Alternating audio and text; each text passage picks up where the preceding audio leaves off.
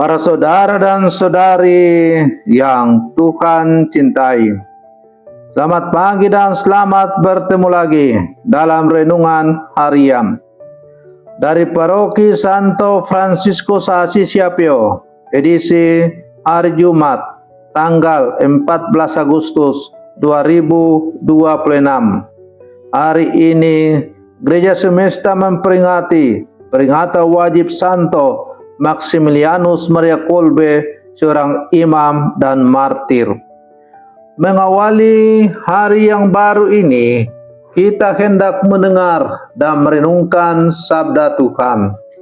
Marilah sebelum kita mendengar dan merenungkan sabda Tuhan, kita berdoa. Dalam nama Bapa dan Putra dan Roh Kudus. Amin.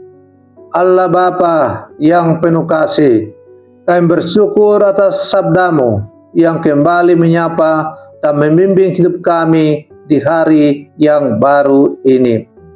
Di tengah dunia yang sering mengajarkan bahwa segala sesuatu dapat ditinggalkan ketika menjadi sulit, Engkau mengingatkan kami tentang arti kesetiaan dan kasih yang sejati. Bukalah hati kami agar mampu memahami kehendak-Mu tentang cinta, keluarga, panggilan hidup, dan pengorbanan. Melalui teladan Santo Maximilianus Maria Kolbe, kuatkanlah kami untuk hidup setia kepadamu dan kepada sesama. Bersabdalah ya Tuhan, kami siap mendengarkan. Terpujilah Engkau Bapa, Putra, dan Roh Kudus, kini dan sepanjang segala masa. Amin. Dalam nama Bapa dan Putra dan Roh Kudus. Amin. Para saudara dan saudari yang Tuhan cintai, sabda Tuhan yang hendak kita dengar dan kita renungkan untuk mengawali hari yang baru ini diambil dari Injil Matius pasal 19 ayat 3 sampai 12. Tuhan bersamamu. Inilah Injil suci menurut Matius. Pada suatu hari, datanglah orang-orang Farisi kepada Yesus untuk mencobai Dia. Mereka bertanya, apakah diperbolehkan orang menceraikan istrinya dengan alasan apa saja?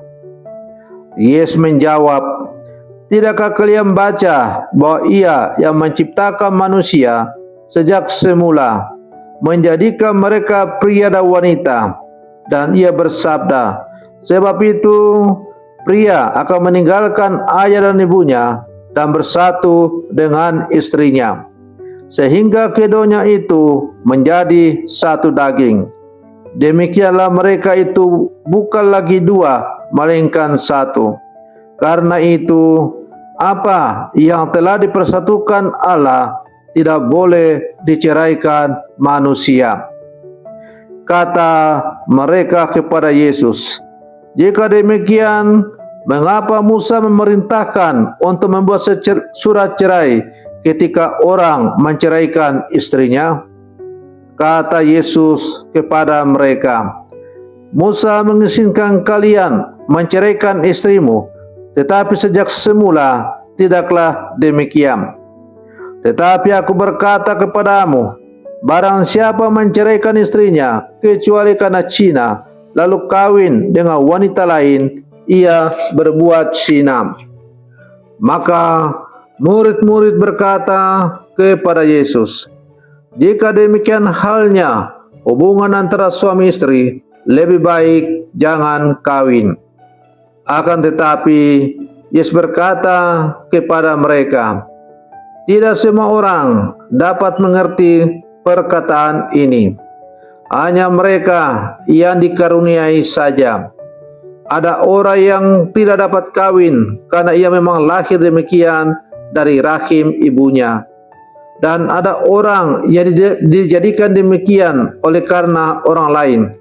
Dan ada orang yang membuat dirinya demikian karena kemauannya sendiri demi kerajaan surga.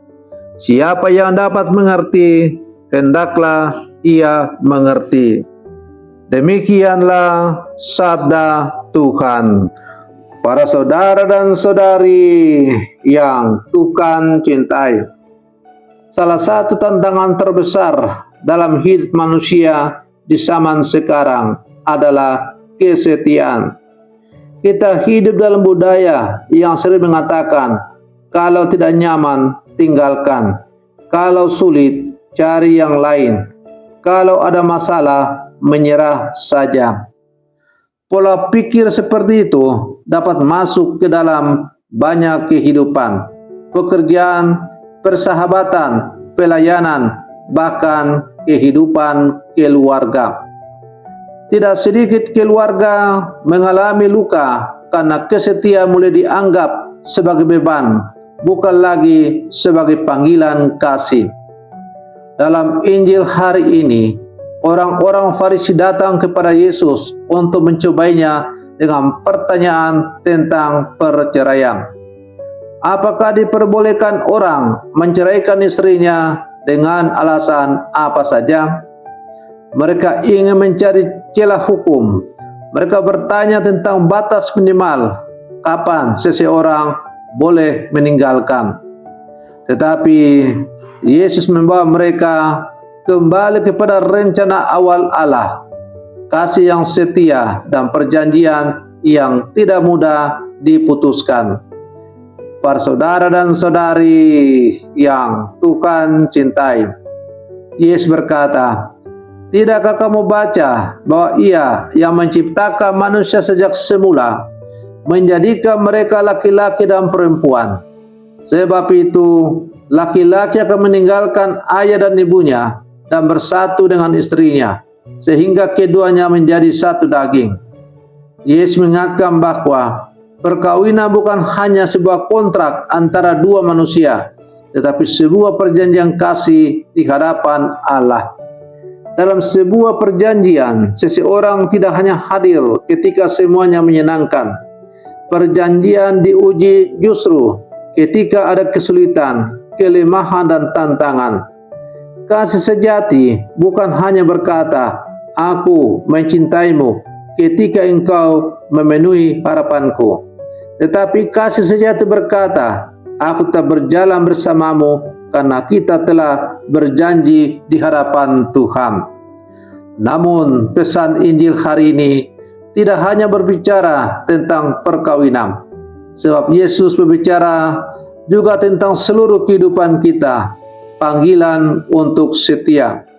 Setia sebagai orang tua, setia sebagai pasangan hidup, setia dalam pelayanan, setia dalam iman, setia menjadi pribadi yang benar meskipun tidak mudah. Para saudara dan saudari yang Tuhan cintai, hari ini gereja memperingati Santo Maximilianus Maria Kolbe, seorang imam Fransiskan yang memberikan kesaksian luar biasa tentang kasih yang setia. Pada masa Perang Dunia Kedua, Santo Maximilianus ditahan di kamp konsentrasi Auschwitz, Polandia. Ketika seorang tahanan dijatuhi hukuman mati karena dianggap melarikan diri, Kolbe menawarkan dirinya menggantikan orang tersebut.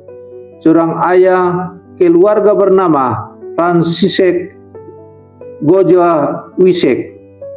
Kolbe memilih memberikan hidupnya bagi orang lain. Inilah puncak kasih kekatolikan, bukan mencari keselamatan diri sendiri, tetapi berani memberikan diri agar orang lain memperoleh kehidupan. Kata-kata Yesus menjadi nyata dalam hidup Santo Maximilianus Maria Kolbe.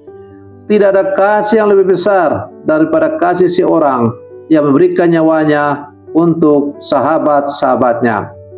Santo Maximilianus menunjukkan bahwa kasih bukan hanya perasaan, kasih adalah keputusan, kasih adalah kesetiaan, kasih adalah keberanian untuk bertahan dan berkorban.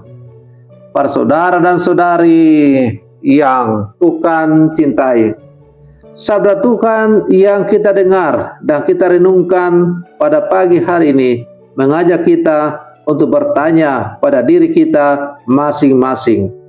Apakah saya masih menjadi pribadi yang setia ketika kasih menuntut pengorbanan? Dalam keluarga, mungkin ada pasangan yang sedang menghadapi masa sulit. Jangan segera melihat perpisahan sebagai jalan pertama. Carilah jalan penyembuhan, komunikasi, doa, dan pendampingan.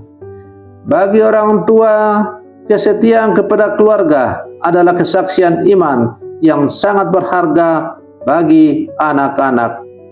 Bagi kita semua, mari kita belajar dari Santo Maximilianus bahwa hidup yang benar bukanlah hidup yang hanya mencari kenyamanan, tetapi hidup yang mampu memberikan diri dalam kasih.